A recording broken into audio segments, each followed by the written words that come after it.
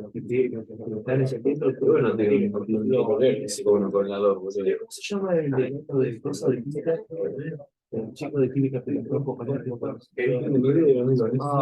bueno, ese tuvo con el tipo. Bueno, llamadas al sistema. Las llamadas al sistema es una interfaz, como es ahí, entre el programa del usuario y el sistema operativo, ¿sí? Estas system call pueden estar programadas algunas en lenguaje ensamblador, ¿sí? Depende lo que tenga que hacer esa system call, ¿sí? Otras pueden estar programadas en lenguaje C, C++. Bueno, la mayoría de los sistemas operativos, Linux está programado en C, Windows Server, Windows también está, no, Windows Server cualquiera, está programado también, muchas de las cosas están programadas en C. Por ejemplo, el sistema operativo, el software ERP SAP también está programado en C. ¿Cuál? El SAP, SAP, el que usan SAP. El sistema informático que usa mucho las empresas. Ah, sí, sí. Sí, ese no sé en qué está. Sí, algunas cosas deben estar programadas, puede ser, pero hay otras cosas que están en Java, me parece. ¿Eh? No, en C y algunas en C++. ¿C++? Ah.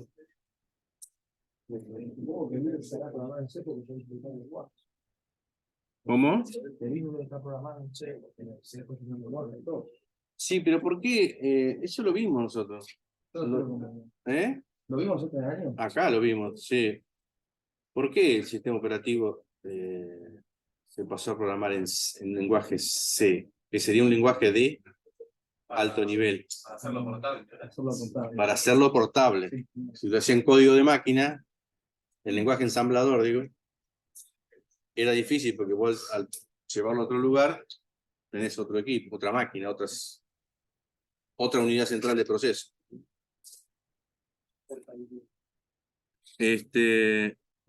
Bueno, va a entrar en juego acá, ¿sí? Lo que tiene que ver con las llamadas al sistema. Ahora después vamos a ver un ejemplito para ustedes, a decir, qué pavada, ¿qué es esto? Pero bueno, estamos constantemente haciendo llamadas al sistema. ¿Sí? Hay un programa en ejecución, necesita un recurso, ¿sí? Y ese recurso, para ese recurso tiene que hacer una llamada al sistema para que se lo resuelva, ¿sí?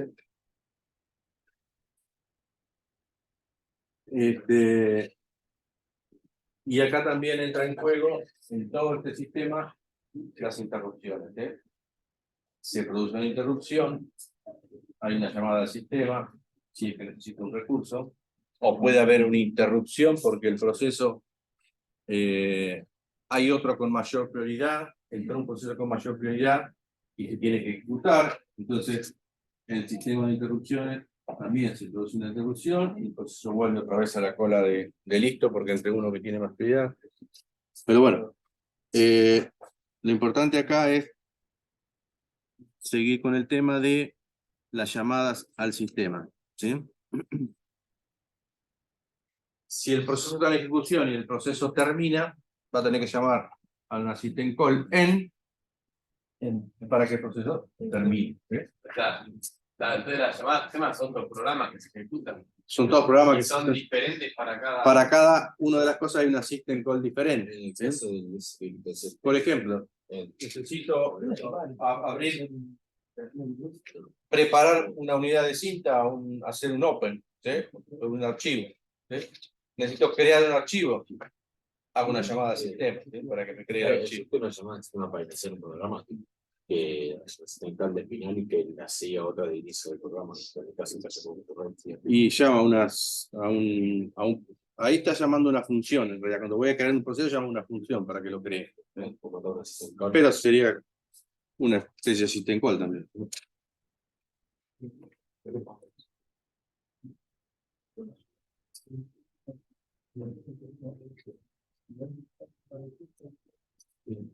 Por ejemplo, no, acá lo que hice fue poner unos ejemplos básicos, pero en realidad en un sistema como el de OS, es un sistema monoproceso, ¿sí? ahí en realidad se está ejecutando solamente un proceso, por lo tanto, hay una llamada para crear un proceso, se carga en memoria, pero ese proceso, hasta que no termina, no va a dejar la CPU. Y después puede haber una system call en app, como para que termine el proceso, ¿sí? Ya tenemos el sistema operativo, el intérprete de comando y la memoria libre, ¿sí? Ejecutamos un proceso, ejecutamos un programa, ¿sí? Que genera un proceso, se carga, se ejecuta. En cambio, en un sistema multitarea vamos a tener varios procesos en la memoria ejecutándose en forma concurrente, ¿sí? Si es que pensamos que tenemos una sola CPU. Si tenemos una sola CPU, estamos ejecutando en forma concurrente, ¿sí? Manipulación de archivos, sí.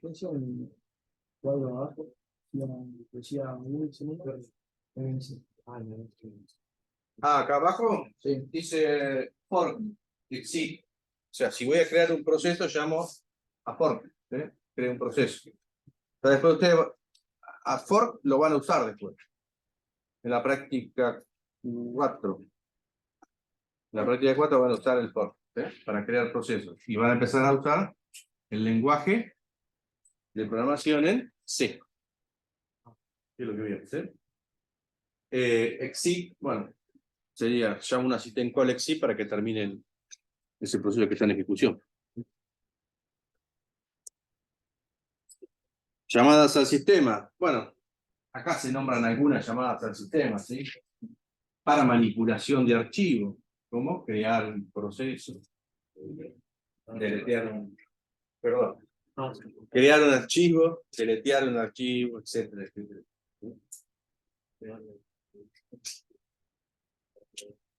Manipulación sobre los dispositivos de entrada-salida, ¿sí? Necesito hacer un open, dejar el archivo abierto como para empezar a grabar. Liberar un dispositivo, ¿sí? Un release. Para liberar un recurso, ¿sí? Que lo estoy usando, ¿sí? Ahora, en Linux, ¿cómo nos manejamos en Linux con respecto a los dispositivos físicos? Por ejemplo, el disco rígido. Un archivo. Son archivos, ¿sí? Nos manejamos con archivos. Ustedes ya habrán visto en la práctica, supongo, cuando, bueno, hay un archivo especial que no sé si lo han visto, pero por ejemplo, si yo digo SD en Linux, ¿a qué me estoy refiriendo?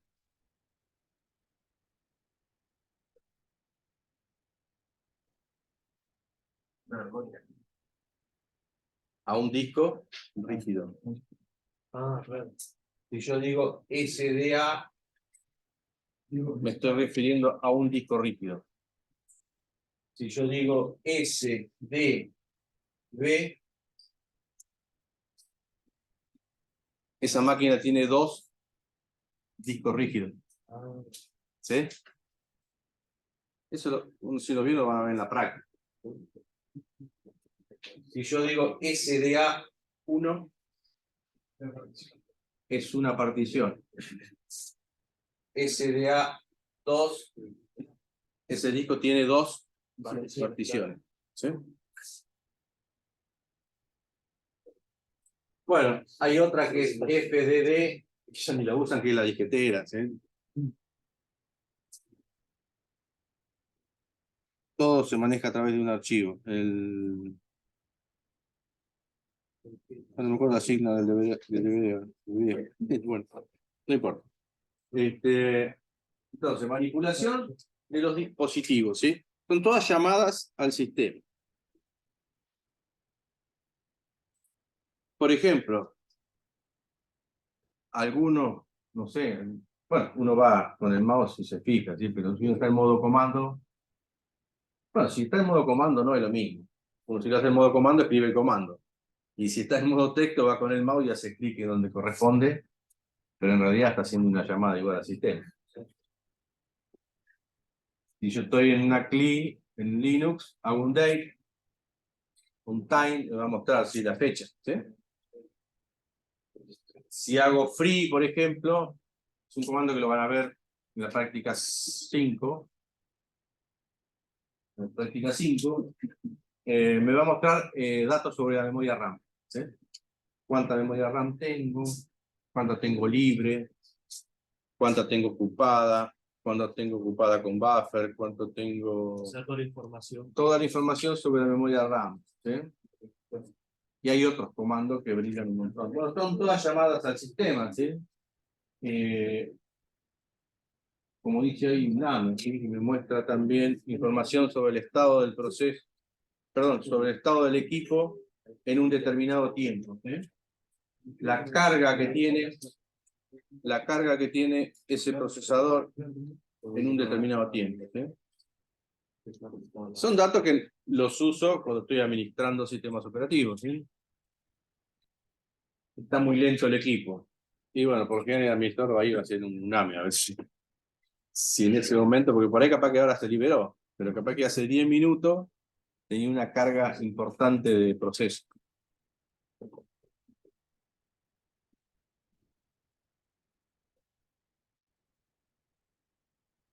Otra de las llamadas al sistema es por el sistema de comunicaciones, que ya lo nombramos anteriormente, el sistema de comunicación entre procesos, que es pasaje de mensajes y memoria compartida. ¿Sí?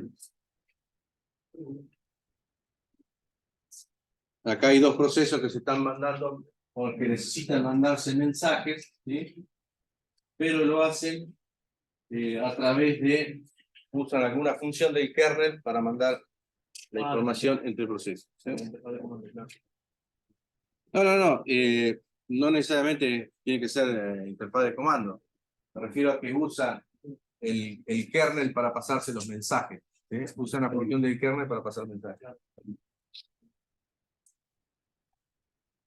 En cambio, cuando la memoria es compartida, esto después lo vamos a ver un poquito más en detalle. La memoria compartida, ¿sí? No usa ninguna función del kernel, sino que hay una porción de memoria donde los procesos actúan o van a buscar datos ahí a la memoria, ¿sí? A grabar datos o leer datos. Uno puede ser que esté enviando datos, otro puede ser que esté recibiendo, o viceversa, ¿sí? O los dos están leyendo datos de ese lugar, de esa porción de memoria.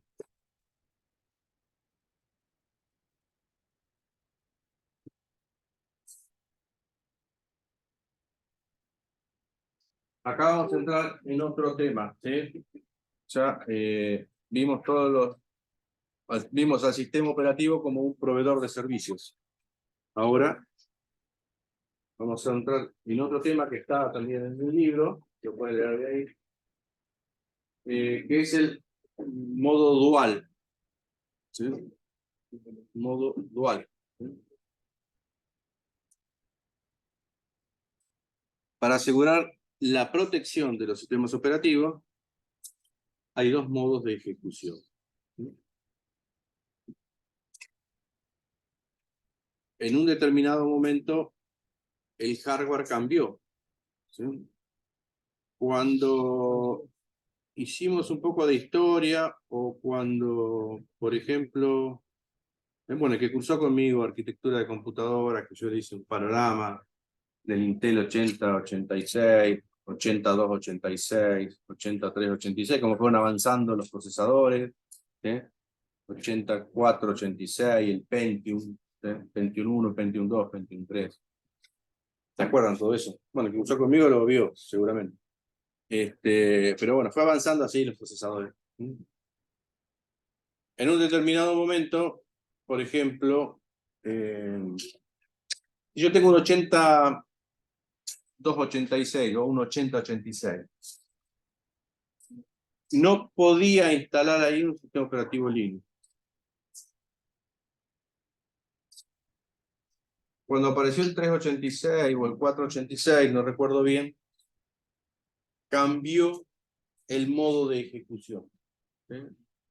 Aparecieron las arquitecturas de 32 bits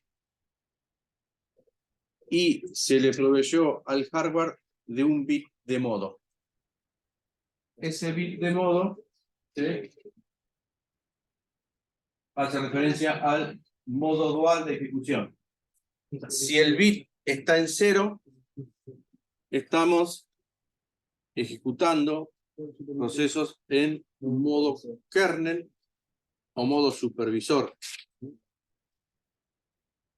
Si el bit está en 1, estamos ejecutando el modo usuario.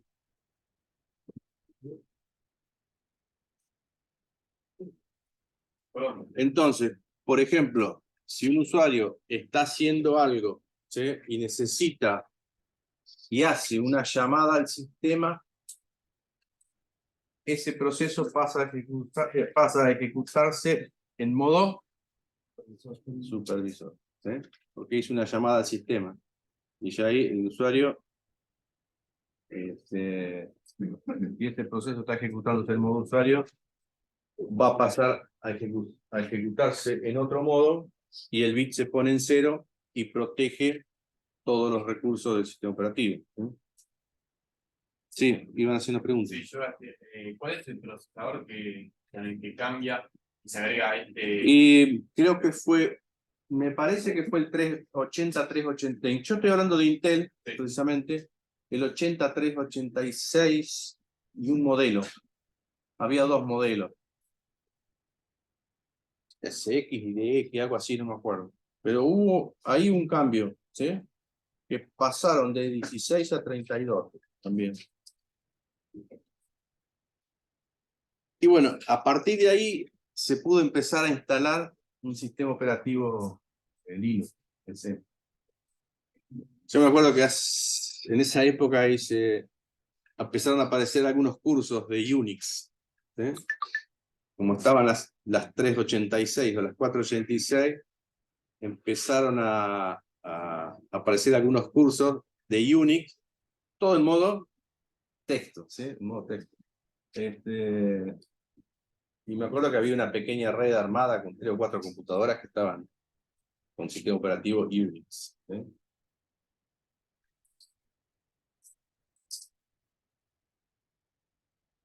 ¿sí? Bueno, acá hay un grafiquito de... Esto es sacado del libro, ¿sí? Hay un momento donde se hace una system call a una interfase, ¿sí?, y entonces cambia de modo, pasa a ejecutarse de modo usuario a modo kernel, ¿sí? Una vez que termina esa operación, ¿sí?, y le devuelve el proceso, por ejemplo, a la cola de listo, pasa otra vez el proceso a ejecutarse en modo usuario.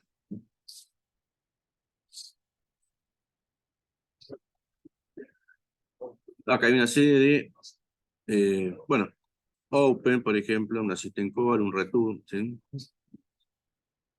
cuando retorna el proceso otra vez a ejecución en modo usuario. Ahora, por ejemplo, no sé qué... Bueno, con esto estaríamos terminando esta parte, pero, por ejemplo,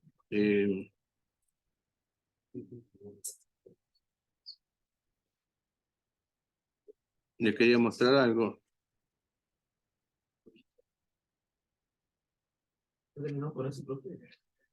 Sí, con esto terminaríamos esta parte. Ahora vamos a ver, por ejemplo, algunos comandos. Comando conocido por ustedes, pero bueno. Como para poder ver acá en la práctica lo que sería el modo usuario y el modo kernel, ¿sí?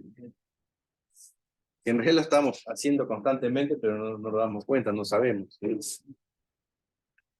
Y el que lo sabe no le da importancia, pero yo ya hice doble clic, abrí un programa, ¿sí?, una terminal.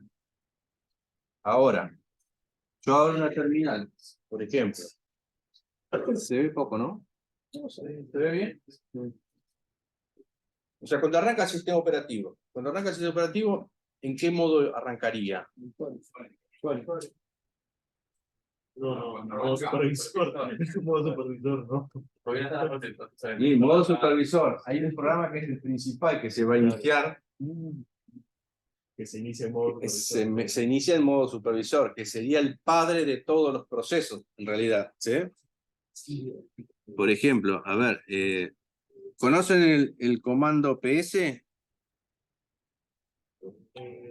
No lo vieron nunca, pero bueno, eso es para ver los procesos que están en ejecución.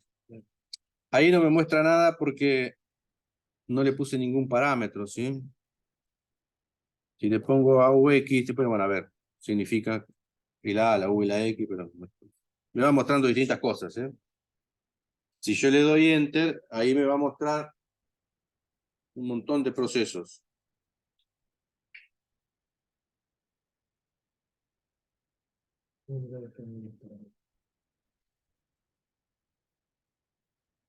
Y ustedes verán acá a la izquierda de todo, ¿sí? Que dice admin y dice root, ¿sí?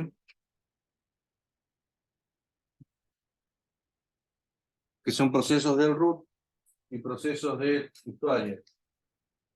Bueno, hoy anda todo mal.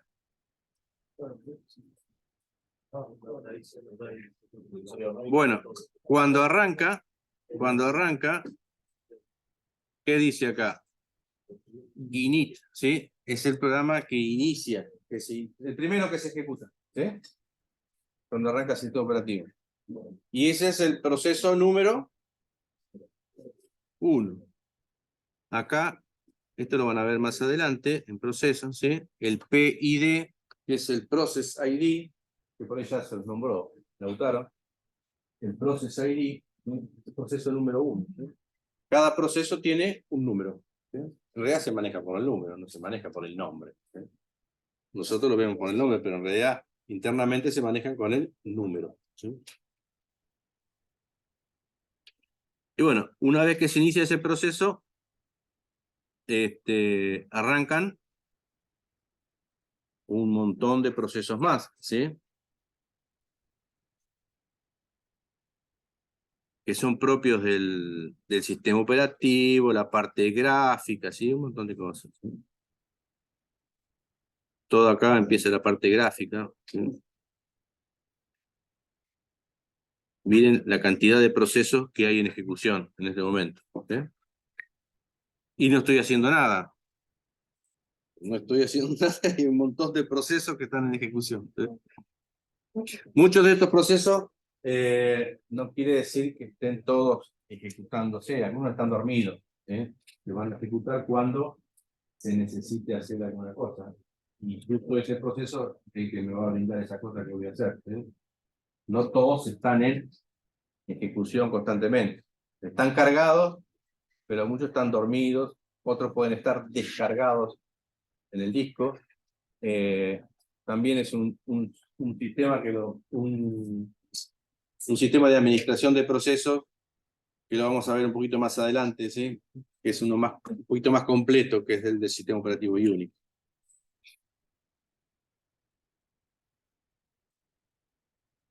Pero bueno, si yo, por ejemplo, hago un LS, ¿sí? ¿Qué me muestra un LS? El listado de archivos. El listado de archivos. Y directorios. Ahora, hice un LS. ¿Cuál es la entrada por defecto en Linux? El estándar input. ¿Cuál es la salida por defecto? Estándar output. Hay un video sobre esto, ¿no? También, si lo vieron. Está bien explicado todo esto. Son videos de la práctica. Estándar input y estándar output. ¿Sí? Ahora, yo hice un LS. ¿Sí? ¿Por dónde quiero que salga el listado? Por la pantalla. Entonces, ¿qué estoy usando ahí? Otro recurso. Entonces, ¿qué va a hacer?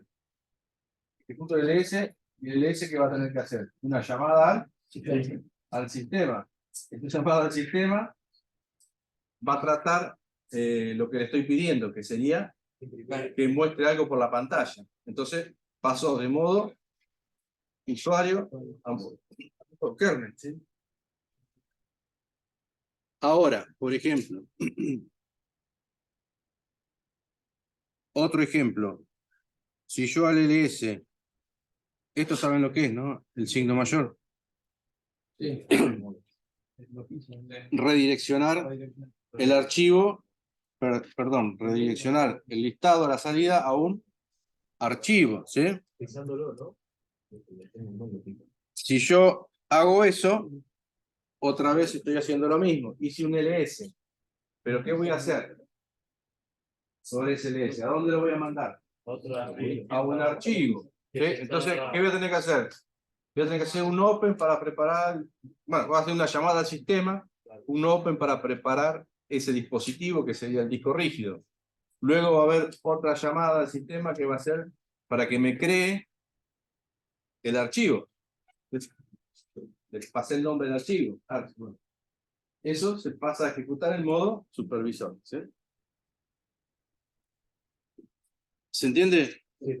Es un ejemplo básico, pero son cosas que estamos haciendo todo el tiempo y que el sistema operativo está ejecutándose cosas en modo usuario y en modo kernel. ¿Sí? Bien. ¿Alguna pregunta sobre esto?